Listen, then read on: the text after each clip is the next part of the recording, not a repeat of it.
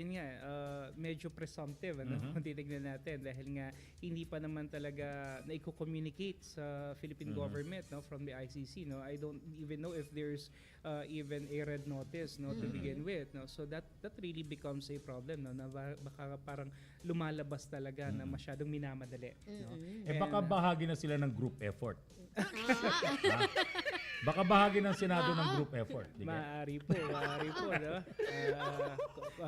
Concerted, tsaka team effort talaga na maaaring mangyari. Oh.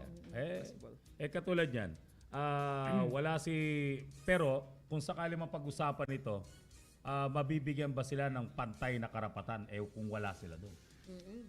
Yun lamang po Knowing talaga. their colleagues Yeah. are again against their case. Yeah. Kung sakali. Yeah, actually, that's another contentious issue po, no? Lalong-lalo na let's face it, konti lang po talaga ngayon ang bilang ng minorya. At kung malalagasan pa sila, talagang mas magiging mahirap lalong-lalo na, no? Kung ang sinusulong natin dito ay yung agenda ng masasabi natin pro-Duterte bloc, no? Lalong-lalo na may kinakaharap tayong impeachment, that will really be a serious blow, no? Pero if the goal really of the administration is to decapitate, no? Kumbaga pahinain talaga yung Duterte block, I think ito yung nakikita nilang paraan. Pero ganun pa man, kinakailangan... Actually, yun yung tanong ni Judea kanina. Kung, Sapat pa ba ang bigat ng minorya po? Oo, di ba?